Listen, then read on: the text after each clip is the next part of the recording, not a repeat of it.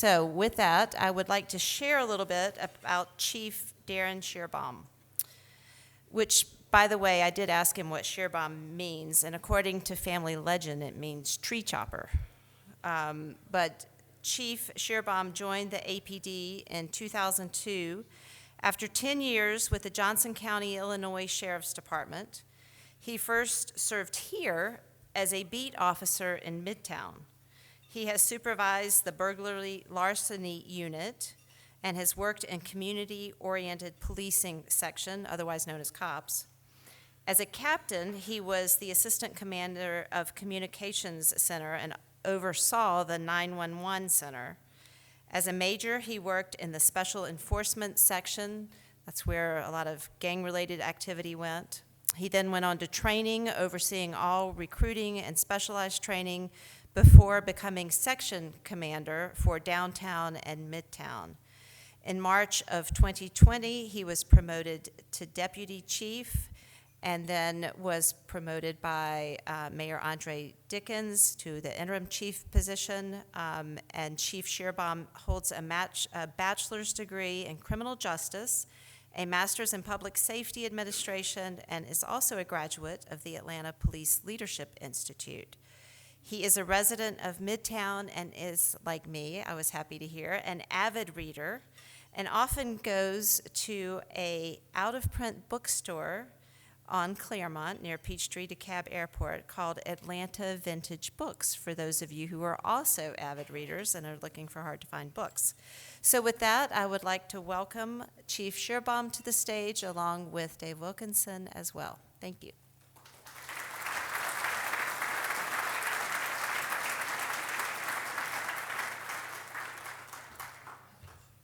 Thank you, Madam President, Sheriff Labatt, and everyone. Good afternoon. It's glad to see you all here. It's always a pleasure to stand before you representing the men and women of the Atlanta Police Department that work very hard for you every day.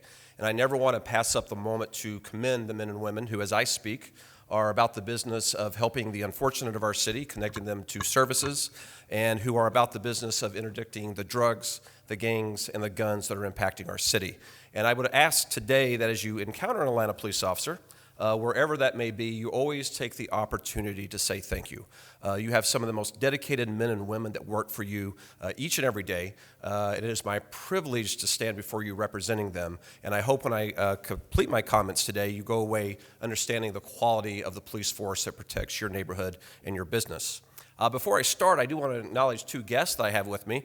I was pleased to announce last week two senior leadership appointments within the Atlanta Police Department. While I am the interim chief of police, crime fighting does not take a break, nor does community engagement or building public trust. So the mayor was very kind to allow me to appoint an interim assistant chief, and then his chief Tyus, Carvin Tyus, who is a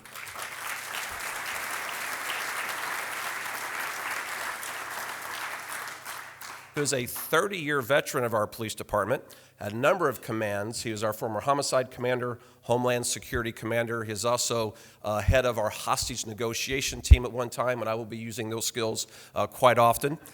He has recently commanded our community services division, which is the world's busiest and most efficient airport, as well as taking lead on doing our part to secure the land we're building a new public safety training center on, which I'll speak about in just a moment. So thank you, Chief Tyus, for saying yes to serving on the executive team.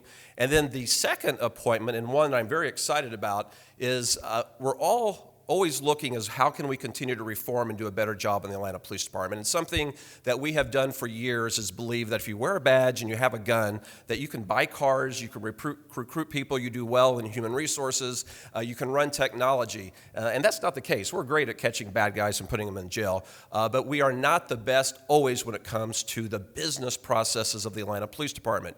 And so one of the early things that Mayor Dickens identified was the idea of having a chief administrative officer to bring all of our business functions under an expert and give us stability and expertise in that.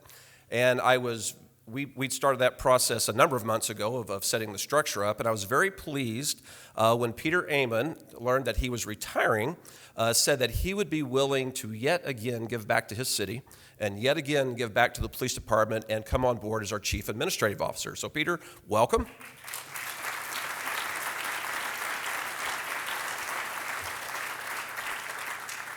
So if the cars look shinier and they look newer, Peter, we thank you for that. And I don't know who's happier, me or Mrs. Amon, that he has another job so soon after retirement, but we'll see shortly. The Atlanta Police Department is the largest law enforcement agency in the state of Georgia. We have great partnerships with the Sheriff's Department and the Georgia State Patrol, but at this moment there's more officers reporting for duty in Atlanta than all of the troopers that wear the uniform of the Georgia State Patrol. And I'm proud of that fact. We're always going to be working hard to leverage our size and expertise for your protection. But something interesting about an Atlanta police officer. There's 18,000 law enforcement agencies in the United States. Think about that, 18,000. Just think of the patrol cars, the different types you see moving through Atlanta. Each of the states determine what the training requirement will be to hold a certification in their state. Georgia ranks 49th in the number of hours that they say will be required to become a Georgia police officer. Thanks to Mississippi, we're not last, but 49th. Yet in 2016, when President Obama's Justice Department picked 16 police departments that best aligned with 21st century policing, the Atlanta Police Department was on that list. So how does a police department that is in a state that ranks second last in required training hours for police becomes one of 16 out of 18,000 law enforcement agencies recognized for being best in class with implementing 21st century policing principles? One of the reasons for that success is who I see gathered before me, which is the civic, business, faith leaders of Atlanta. It was during the Great Depression when this city could not afford to pay its police officers. Does that sound familiar, Mr. Raymond? That Coca-Cola stepped to the plate and said, we will pay for the salaries of the Atlanta Police Department so we can. And so how do we arrive at being one of 16 of 18,000 that best exemplifies 21st century policing? Because long before police reform was a buzzword, the business community, through the Atlanta Police Foundation, was about the business of police reform here in Atlanta. Part of the elements of police reform is that the police department should reflect the demographics of the community that it protects. The Atlanta Police Department is one of the few minority-majority police departments that is at work today in major cities in the United States, because through the Police Foundation and the business community and the faith community, for years we have been recruiting African Americans into the police force, Hispanics into the police force, gay and lesbian officers into the police force. Part of the reforms of the 21st century policing was that your officers should live in the neighborhoods that they protect. Thanks to the Atlanta Police Foundation, we now have the highest number of police officers not only living in the city, but owning homes in the city, thanks to the partnership with the civic and the business community. Police reform says you should be an educated police department. The Atlanta Police Foundation for years has been paying for our officers to secure their undergraduate degree and their master's degree. I am a homeowner in this city, and I have my master's degree because of the Atlanta Police Foundation, because of organizations like yours that supports the Atlanta Police Foundation and says we all have a part in a professional, constitutional police department. It is not lost on us at the Atlanta Police Department, Chief Tyus and myself, that our officers will respond to a home to answer a call for assistance, and we will be wearing the uniform that was worn not that long ago by officers of this department that says you cannot use this lunch counter and you cannot have access to this public accommodation. And through our work with the Center for Civil and Human Rights, we meet our obligation under the 21st century policing principles of recognizing the current and the past injustices of law enforcement by ensuring that all of our officers spend time at the Civil and Human Rights, and all of our officers learn of the injustices that have been done and are currently being done in law enforcement. We are a department about a state of reform at all times. It is my goal as the interim chief that we fight crime smartly, we build the public trust, and we lift up our officers. We are leveraging the size of our department by attacking the gangs that are working in this county. Gangs are present in aggravated assaults, in murders, in human trafficking. They're responsible for the car break-ins and the car thefts that are going on in the city. We are currently underway of training over all of our investigators, over 200, to be gang investigators. We are changing the model of how we fight crime. Previously, if we felt that a gang was working in the city and we had a charge for them, we would send it to a specialized unit and have them swear out the warrant, but no longer. Effective last week, if we believe at the time that the car is stolen that a gang is involved, we will charge them at that moment for the gang being involved. car break-ins, car thefts, human trafficking. We are using the size of the police department to ensure that we're making those charges quickly so the district attorney has the ability to combat the crime that is occurring in this city. We're not just fighting crime. We're also assisting those in our city that need help. Last year, we responded to over 8,000 calls of a person in a mental health crisis. Think about that, 8,000 calls. We should not be doing that as a police department, but we do because we are the ones being called there. And so our officers received an entire week of training solely on mental health calls to identify what is a mental health crisis, how we recognize it, and determine what else can be done besides jail to assist a person in a mental health crisis. Of those 8,000 calls, less than 1% required us to transport that individual to a jail, and less than 1% required us to use force at all to be able to bring a successful outcome to that situation. That is the quality of the men and women that serve you as Atlanta police officers. I hope you follow us on social media, whether it's Instagram or Twitter. I'm a Facebook person. I find that makes me old, Dave, that I said I'm a Facebook person. But go to those social media sites and look at a few things for me. Over the past 2 months, you will have seen one of our officers spring into action who was on patrol from our SWAT unit, who a lifeless child was brought to him, and that officer falls to his knees and starts administering CPR. You will see officers stopping a stolen vehicle, and when the perpetrator opens a door, a shotgun falls to the ground as he's exiting. You will see last week when we pulled over a car in the city, 3 guns in the reach of the perpetrator at his disposal had he chose to use that against one of our officers. All of those were safe apprehensions. Our officers act in an area of restraint because of their training. You also notice over the last month, an individual 3 blocks from here, 73 years old, who wandered from her home because of dementia, disappeared into the night. We were alerted a little after midnight of that. Our officers, using the camera system of this city, our real-time crime-fighting network that we have, was able to see her getting on a bus outside of the Gateway Center and going off into the city. We found out what that route was and drove this city until we found her 2 hours later and returned her to her niece. That is the quality of the police officers that serve you. And then 2 weeks ago, at the same time we were protecting thousands of protesters of this city exercising their First Amendment right, we delivered a baby in Zone 4. So there's a little bit of everything that our officers do. But the ability to quickly apprehend a dangerous and well-armed individual, deliver a baby, perform CPR, find an individual that's lost, doesn't just happen with the uniform. Our officers, and I mentioned it earlier, they're trained for 35 weeks before we ever assign them to a police precinct. That is why our officers are sought after by every other jurisdiction in the region, because they want an Atlanta police officer that is well trained. It doesn't come with uniform. The training is the lifeblood of any law enforcement professional, and it is truly the lifeblood of the Atlanta Police Department. Right now, there are 85 acres set aside on Key Road, not too far from here.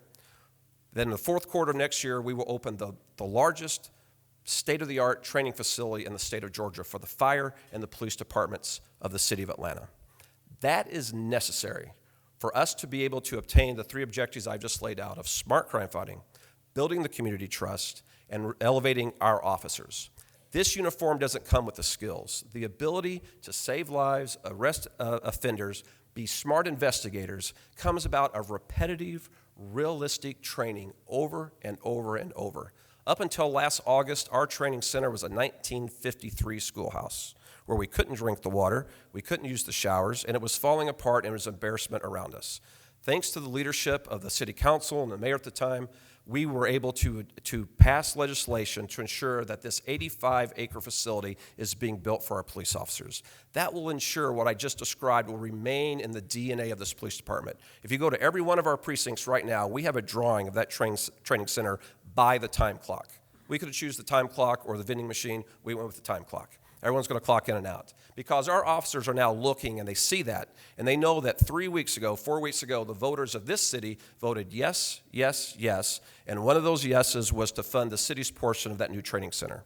And then the Atlanta Police Foundation is securing through corporate donations and civic donations the remainder of that.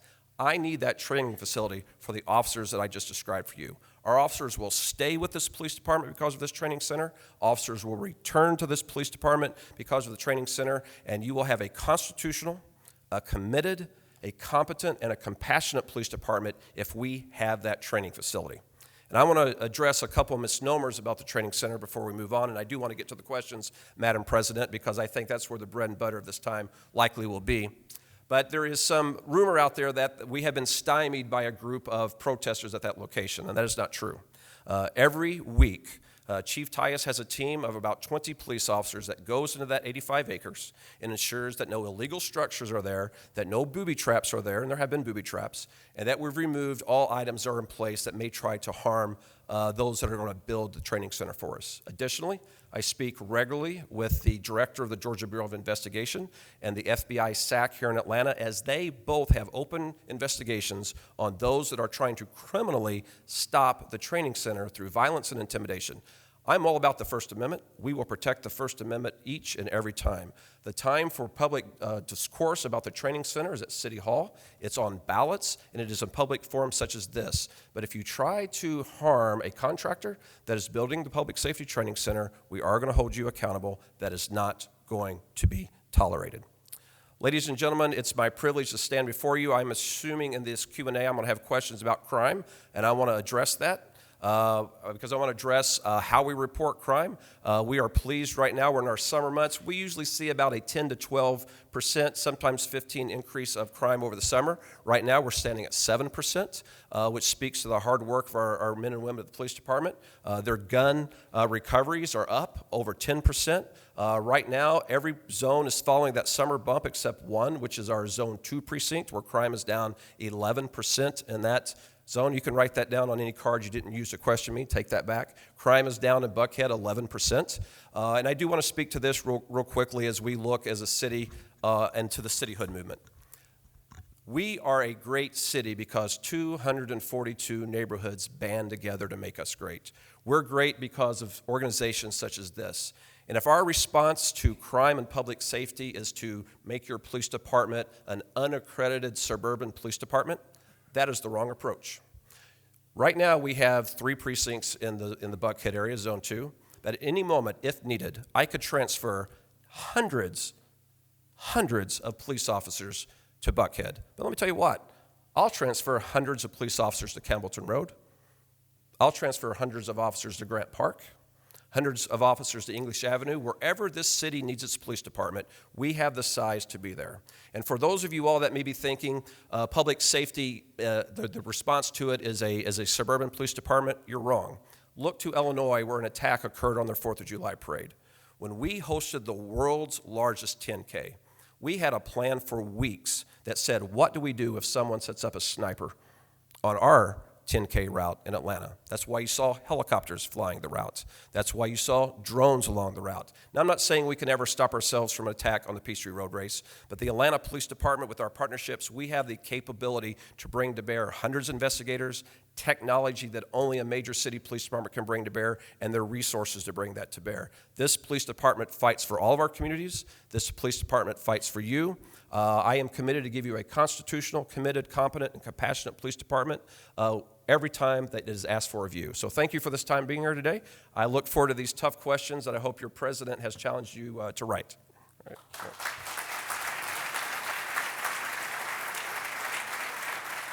Great job, my friend. Well, listen, guys, this is an important topic. And Chief, we've got quite a few questions that are going to come from the audience. So, Stephanie, give me the high sign. We're ready for that. But, you know, I think everybody in the room knows that crime has been a concern for the last 24 months, right? We've seen a crime surge we haven't seen since the 1990s in this country. We've had vast calls for police reform, wide criticism of policing, some calls for defunding the police, mass attrition within police forces, loss of confidence by rank and file officers across the board, making it difficult to recruit and hire these officers.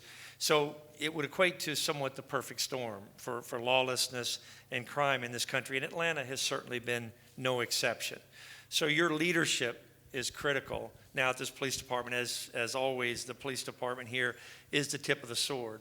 You talked a lot about police reform. You talked a lot about the social justice protests and the 21st century policing. Talk about how the trust of the public in the Atlanta Police Department match up right now, and how this police department has changed since the protests of 2020. So we can only be successful if we have the public trust. And we saw what one homicide in Minneapolis by an individual who took the same oath that I took, how that damaged the public trust from coast to coast. We saw that. And we understand that every call we go on, we're either repairing that public trust or reinforcing the public trust. The COVID impact on crime, you cannot have your courts shuttered. You cannot have individuals not appearing before judges, bond not being set, protocols in place to release individuals quickly, and not expect to see the rise in crime that we saw. We are only one of 5 parts of the criminal justice system, and when the others are on break from COVID, we never had that luxury. Our men and women kept coming to work. And so we see that as an impact that we're starting as we have the district attorney that is working down her backlog, as we're seeing the courts getting back fully be open and the community services doing their monitoring. We're starting to see the positive impact in that area. As it relates to the morale of the police department, we work very hard to make sure our officers know they're appreciated. Right now, because of the bonds that passed 3 weeks ago, we're going to be building another new precinct in Zone 4. If you've ever been up and down Zone 3, you've seen that nice new precinct they have. There's another one coming. Morale was up because of the Public Safety Training Center. The officers are appreciative of that, and then they see the political support that they have now from the mayor, who the mayor has affirmed that he will back due process for every officer, and we see a district attorney that has made that same promise to our officers. That's why we're seeing officers returning to the police department. I'm very convinced of that. Well, thank you, Chief. And you've talked a lot about hiring, recruiting, the key is to training, the fact that officers here in Atlanta receive double the amount of training for everyone else. One of the themes here in Rotary, as President Stephanie would say, is what this city is going to look like in 50 years. Talk a little bit about, as you lead this police department at this critical time, what would you envision this police department changing and doing over the next 50 years, and what would it look like 50 years from now? It'd be nice if we were out of business. But since that's probably not the case, here's what I envision. For so long, I get the sense it's the police's responsibility too, and then you fill in the blank. Deal with homelessness. The police's responsibility to respond to mental health crisis. And I would like to see over time, we see that this is a holistic approach to public safety at the state level, the county level, across the city. So I'd like to see smart investments in the whole infrastructure that is available to assist our individuals to see what breeds in the crime. I live in a neighborhood that when I first patrolled it in 2003, the cars were lined up to pick up prostitutes, and that was Midtown, by the way. Cars would be lined up. We had all kind of businesses that just drove the crime in that area. And over time, economic development has now made that neighborhood completely different. And so what I hope is in the next 50 years, as this police department does its job to place before the courts those that are harming our neighborhoods, that we have smart economic development that brings the entire city along, like I saw in my neighborhood of Midtown, and that we have proper mental health resources so this police department is not responding to 8,000 mental health calls a year. And then the technology that I refer to. The technology makes us a smart police department. We talk to the right individuals and we go into neighborhoods and make the right arrest. And then we have the ability to be able to protect the neighborhood without damaging our public trust. Well, thank you, Chief. And I'll ask one more question before we go to the audience questions. And I want to make sure the audience understands the opportunity we have before us. During this crisis, any crisis obviously can only be solved through true leadership and collaboration. Now, I just want everyone to realize this is the first time I've seen this. We've got a mayor with his number one priority is public safety. We got a governor with his number one priority is public safety. We have a business community, I'm sure Katie's here somewhere, that is focused on public safety. The citizens of Atlanta have always made it their top priority is public safety. They've all come back to the common sense notion that you can support the police while at the same time holding them accountable. Those two things are not certainly mutually exclusive. And so the blocking and tackling of policing is critical right now. But make no mistake, the leadership of this police department and this man right here's leadership is the tip of the sword. And I have, in my years, not seen a more competent, excellent, effective leader in this police department. I am really excited about that. Last thing I'll mention real quick in the collaboration is the sheriff. You see the sheriff is here today. I'm sure he had 1,000 other things he needed to do today. The fact he is here to support this chief sends a strong message. Our DA the same way. It's been decades since we had all these people under the tent working together. So Chief, tell us through that collaboration quickly, what is the responsibility of the audience and the public there to help you all execute your mission of creating a safer city? You know, you speak to the alignment, and if we're doing our job right, if the sheriff and I are upholding our oath, that oath is neither Democrat, Republican, or independent. It's about safety. And so our job is to make sure that every community is properly protected in the right way. And I do want to thank Sheriff Labatt. We could not have a stronger partnership from a sheriff where he's joining us in our gang initiatives. He's joining us in speeders on the streets. This is what it's all about because there's not a lot of police officers, right? And so we depend on a collaboration also with the FBI, the GBI, wonderful work. But here's what I need from you. In addition to saying thank you to a police officer when you see them, I need to ensure that we're holding the courts accountable for the arrests that we do make. We make quality arrests, but for those arrests to matter, the work of our officers and our investigators have to be amplified in the courtroom. We are going to do our job to make sure we use pre-arrest diversion where it's needed, that we go to mental health facilities where that is a requirement, but we're arresting some very dangerous individuals. And for them to be released and on the street again a week later, 2 weeks later, that's bad for morale. It's bad for the safety of your neighborhoods. It's bad for the safety of your businesses. So to make sure that the judges are being held accountable for their work, making sure you're doing your part to encourage neighborhood patrols or neighborhood watches, joining court watch, that you're able to go in those spaces, because there's 5 portions of the criminal justice system. I don't want to oversimplify it, Mr. Whitley, it's so good to see you here today. But it's those entities that say this is what's illegal and this is what the penalties are, the police that enforce it, the prosecutors that prosecute it, the judges that judge on it, and then those entities that hold those accountable that are on some type of supervisor's release, be it bond, probation, or parole.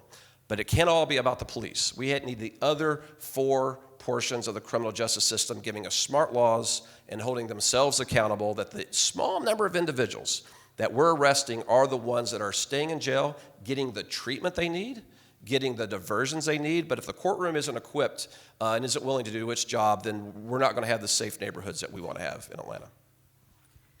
Okay. Is this back on, Joel? Thanks. So I've kind of grouped the questions into buckets because they had some similar themes. And you mentioned that the Atlanta Police Department is a majority minority-led organization. So there were several questions related to that. So one, and I'm going to lump all these together, is black-on-black crime the majority of the shootings in Atlanta? If that's accurate, what's the reason for that? And then there is the reality that unarmed black men are killed by police more than other people are, or at least we think that's the reality. Is that the case in Atlanta? What do we need to know about that dynamic and what's being done to prevent it? And then on top of all of that, we have a lot of black police officers who are arresting people who look like them. Does that have an impact on the police officers? Does it have an impact on trust in their communities? How do they get supported as well? So those are 3 questions that deal specifically with the minority issue. So I'm going to and Dave, as president of the Atlanta Police Foundation, if you've got things you want to add to this as well, jump in. I'm going to try to remember all those. If I miss any of them, come back. So it goes back, to the fact of what we do see in the crime in the city, in the gun violence. The majority is black on black of what we see in certainly geographic areas. It goes back to what I spoke to earlier, is the opportunities for economic growth, the opportunity for employment, the opportunities for education.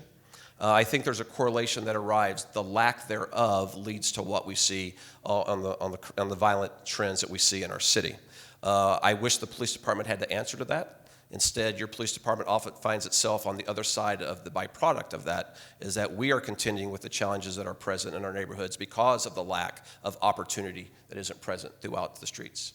I don't want to suppose to speak for any of our officers of how they're making an arrest makes them feel or the impact on the community. But if we ever boil down to law enforcement, proper law enforcement, to be a matter of race or sexual identity, anything of that nature, then I think we're on the wrong track. Because what proper law enforcement has to be and must be is that social contract that our elected officials had agreed upon as they represent us of what is allowed and not allowed in our communities. Is it being properly enforced in a manner that delivers safe communities? So if you're using a gun and you're robbing individuals, then guess what? We arrest white robbers and white car thieves in our city. We will arrest you if we have probable cause that you've committed a crime, and we're going to hold you accountable. What we have to be on guard of as police commanders, Chief Tias and myself, is that we are providing equitable law enforcement across the city in an even manner. That you're not targeted, your neighborhood's not targeted because of the majority race of the neighborhood or the majority sexual orientation of the neighborhood or the bar, but we're there because we have the heart for the community, we see people committing crime, and we make that arrest to put them before a court.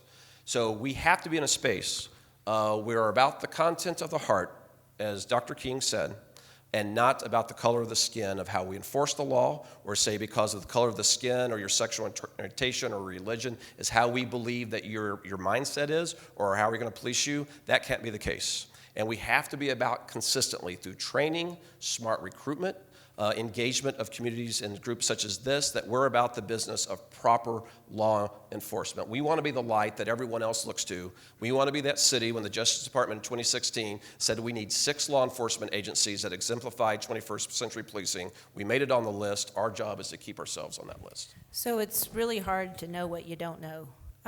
So when you're doing all of this training for police officers, do you incorporate bias training into implicit bias training into that so that you can help folks understand where their initial reactions might lead them to places they shouldn't go? We do. If you look at our curriculum, 23 weeks of academy and then 12 weeks beyond that at in-service, that is part of our training, fair and impartial policing, implicit bias.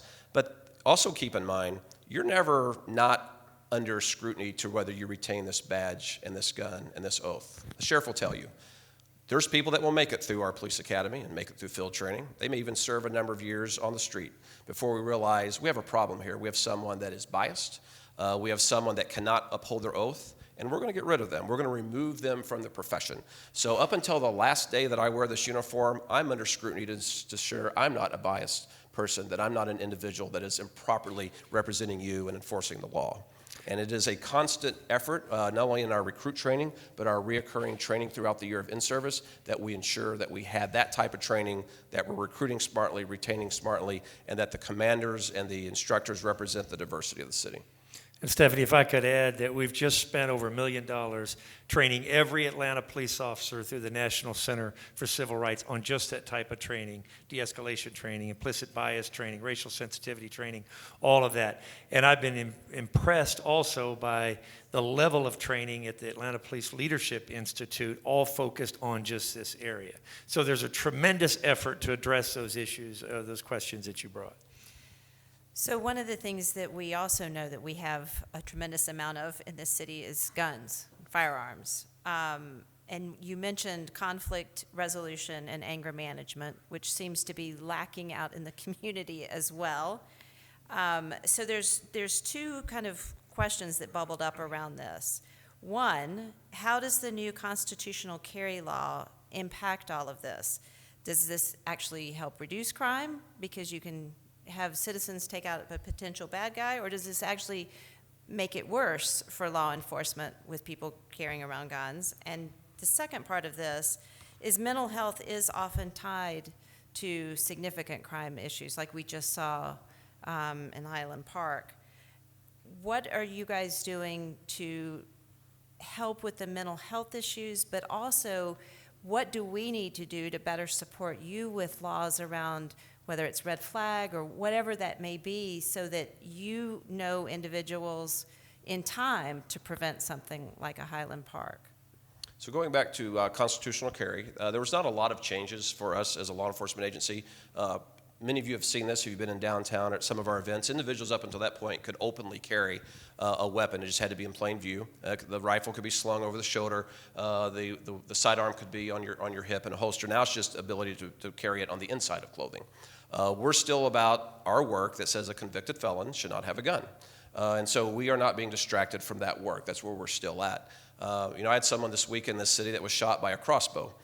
So it's just not guns that may be out there.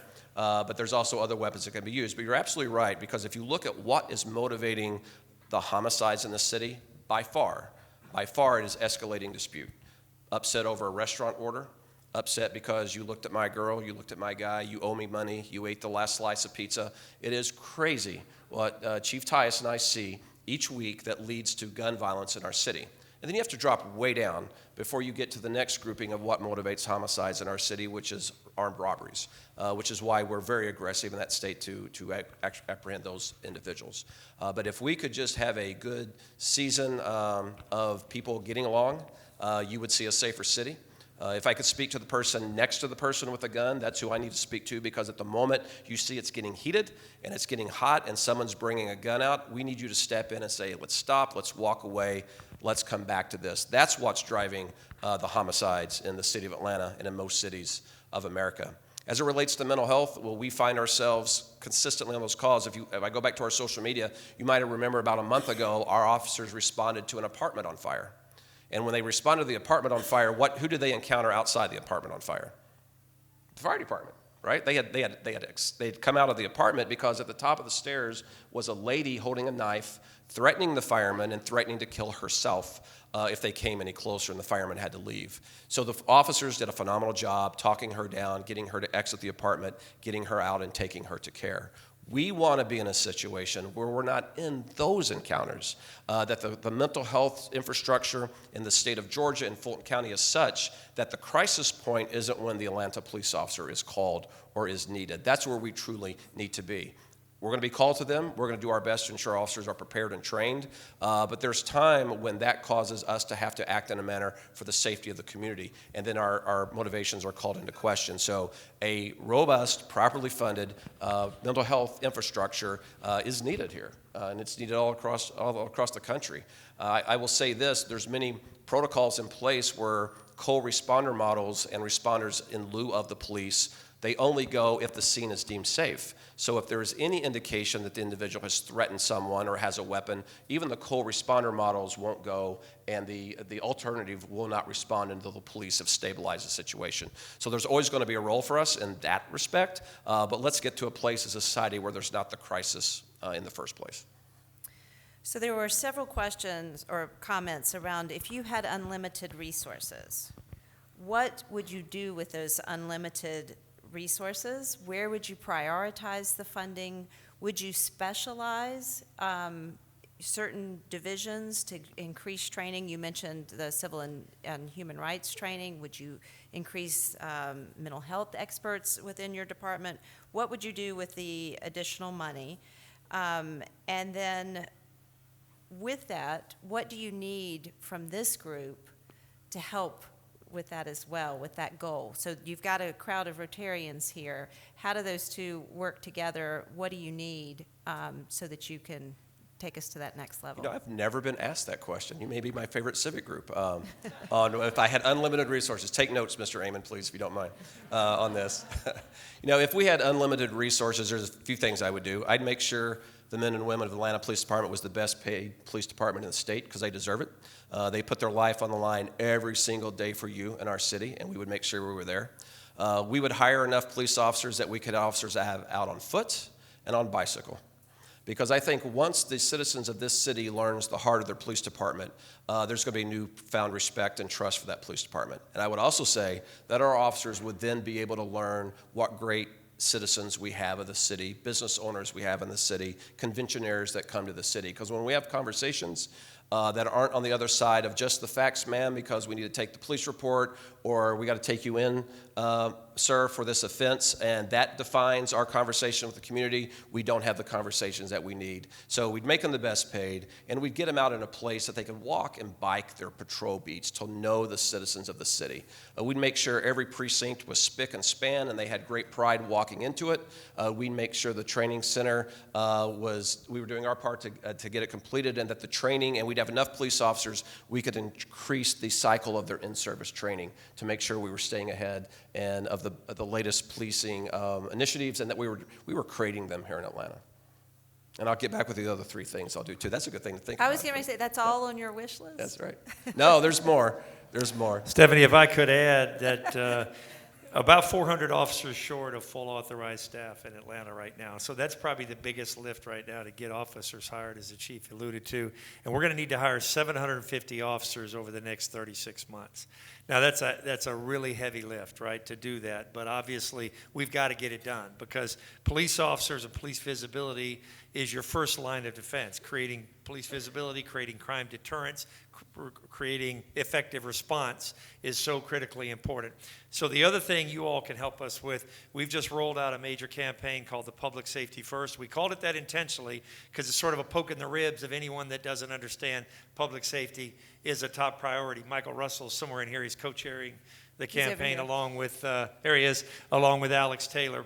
So anyway, the bottom line is help us go out. We're gonna have to provide hiring bonuses, incentives to hire these police officers. We're going to give an opportunity for citizens, Rotarians, if you will, to even sponsor the hiring of an Atlanta police officer. So I would just say, as you look at everything that's needed, we got to get more officers on the street to help these guys. That's probably the number one priority from our perspective. And what's the biggest hurdle to getting them here? You know, what we're seeing is everybody is hiring police officers and sheriff's deputies. Sheriff Labatt's my friend. We talk all the time. We fight crime together, but we're trying to hire the same people. You go just north of here, Dunwoody, Sandy Springs, Roswell, they're trying to hire police officers because in 2020 we saw a lot of people leave the profession. And we saw our recruitment numbers drop. Now, we're fortunate in our recruitment area. We got 141 recruits right now in some phase of training. I've not seen that number since I've been on the Atlanta Police Department. So we've been very fortunate. The Atlanta Police Foundation has been key in that to getting individuals into the door. But what we're seeing is everyone is needing police officers. Other jurisdictions have the ability to say, if you come and work for us, you're going to work. Our officers answer calls from the minute that they start till the end of the day. They're busy. Largest city in the state. So they're being offered take-home cars, they're being offered flex schedules, they're being offered things that we right now can't have, but it is on our plans. We are currently working now on a take-home car program that says if you live in this city, we're going to give you a car to drive back and forth to work. You're going to be more visible as you go about your business. There are going to be police cars in driveways and parking decks where we've never seen them before. So we're going to start there. We have to make sure, now when I talk to people and say, why did you pick Atlanta? They say, your diversity. We love the energy of the city.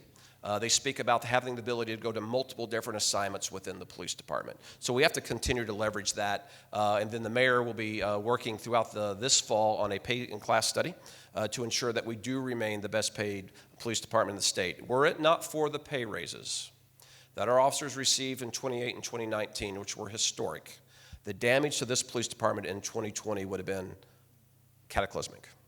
Were it not for those raises, because our officers had went through years of no pay. They had seen their pay reduced because the insurance would go up and no cost of living increases. Insurance would go up and no pay raises. And the previous administration, the city council with Mayor Dickens on the council at the time, passed historic pay raises. I had an officer in one of my roll calls that got a $20,000 pay raise overnight. That's how underpaid she was. She didn't get $20,000 in her check, but her hourly rate adjusted that she was now making $20,000 more a year than she had. That's the condition we had let our police department get into. And so we were just starting to build back from that when 2020 hit. And so we're in that space that we have to remain competitive as my friends like Sheriff Labatt try to hire our officers and the other police chiefs around the area. So when you want the police to actually be a part of the community, it often helps if they live in the community. But what percentage of your force actually lives in the city, and can they afford to?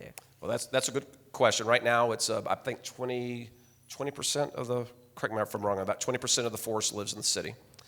How they're able to afford it is because of the Atlanta Police Foundation's efforts. The Atlanta Police Foundation helps them buy homes. The Atlanta Police Foundation actually constructs the homes that they move into, allows them to secure the financing they need to purchase the home. We also provide incentives to officers that take courtesy officer positions, and thanks to many different groups across the city that steps up. I know the improvement districts do that. The Midtown Improvement District, they work to ensure that officers have the opportunity to be courtesy officers. That's what we need because it's very expensive. We also find when our officers start having children, they tend to move outside of the city, as well as the cost of having a family grow. So we want to be mindful of that and ensure that we continue to leverage those opportunities. Right now, we also just built in English Avenue a brand new recruit housing complex that is full, 3 stories, that is full of individuals that say, we want you not only to come to Atlanta to work for us, we want you to live in our city, and they are living there now at a greatly reduced cost until we can get them out of the academy and then into a neighborhood. So wherever you are in Atlanta, if you could help us identify apartment complexes or housing opportunities, if you live in the city and you go to church or synagogue or you go to mosque here, you are going to police differently. If your Publix is on your beat, you're going to police differently, or Kroger. You're going to police differently. You have those conversations. You have a sense of pride about your neighborhood. So that is something that we all, if we could be about the business of doing that, we're going to have a much better neighborhood, safer neighborhoods, and our public trust is going to be much stronger. So I know we are out of time, and I didn't get to every single person's question, but I'm hopeful that if you have a question, maybe the chief will be here for I a want to speak moment. to one more thing I didn't get to. Crime statistics. Is crime up or down? Where's crime going? What it is? We're one of the few police departments in the state that has a very transparent means of saying what is going on in your neighborhood, in your NPU, in the zone that you live in. Go to our website. You can have whatever neighborhood your business is in or you live in, you can look at your neighborhood and see what those crimes are. We're transparent in that because we believe there is an accountability at play with the judicial system. And so if you have a neighborhood watch, if you are on court watch, or you are curious to see what is going on in my neighborhood, we want you to know that. Recently, the AJC did a story where they were happy to report on homicide rates in the region, and 2 of the departments, they had to file open records requests just to find out what the homicide rate was in that county. You do not have to do that with the Atlanta Police Department. We follow our FBI guidelines. We have check and balances to ensure that those stats are accurate, that you know what is going on in your neighborhood. So if you ever have any issue getting to it, let me know. But we break it down by neighborhood. We report all of the new FBI crime statistics that they want, and then we publicly are always reporting out what are we doing on robberies, in car break-ins and car thefts. We focus on those 9 things that truly impact the sense of safety and livability of your neighborhood. I wanted to get that in before I get it out here. Thank you And just so thank much. you all for this invitation. This has been wonderful. Thank an Atlanta police officer. Thank a Fulton County Sheriff's deputy when you see them, because they are truly working for you all. Well, before everyone gets out and claps for the chief, I do want to say that next week we have a super sweet program. We have the CEO of Stuckey's coming, who will be bringing some gifts for everyone. It's Stephanie Stuckey. So please join us next week. But I also want to thank Dave Wilkinson and Chief Schierbaum for taking the time with us today. And if we didn't get to your question, I'm sure that they will be willing to stick around for a few moments and get it answered. Thank you. Stay curious, stay compassionate, and stay courageous. See you next week.